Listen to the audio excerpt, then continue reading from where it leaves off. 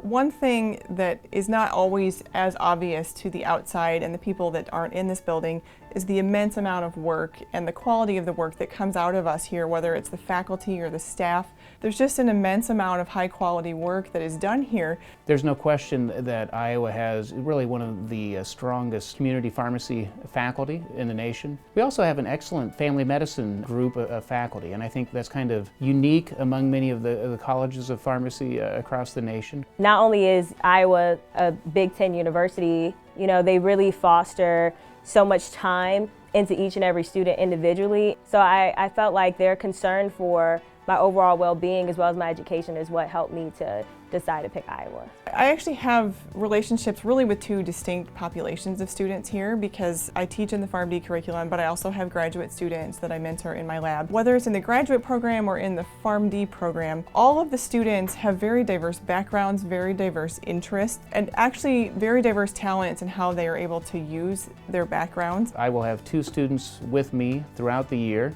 and they're completing a 5-week ambulatory care clerkship. The other main type of teaching that I would do is really here on campus, really teaching some of the same topics that I grew to love as a student. From a pharmacy perspective, one of the biggest challenges that we have is actually drug delivery, and that seems like it would be silly because there's hundreds of pills and different IVs and different ways that we administer medications, but there's actually a lot of patient populations that don't do well with that. So what we do in my research is we take these small arrays and it contains 100 to 1,000 just really tiny needles. And that sounds sort of scary, but we call them microneedles and they're essentially painless. We apply them to the skin and then it leaves behind sort of a grid of tiny imperceptible pores. And then we can actually apply a gel or a patch over top of that and it will deliver the drug systemically. In my lab, what we're looking into was adipogenesis, so specialization of fatty cells.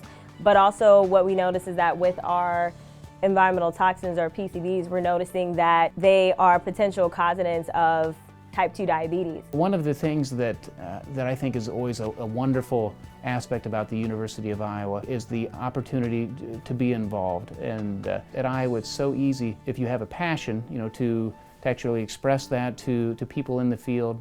A lot of times you are judged by the exterior, and right now our building does not match up with the quality of what we are doing. One of the things with healthcare and with research that is in common is that you need the ability to always be able to adapt and to adjust. And I think the building now will give us the ability to do that with new research labs and new teaching facilities. Finally, we will be really at the forefront and have the ability to adjust the way that we need to. University of Iowa is growing and expanding every single year.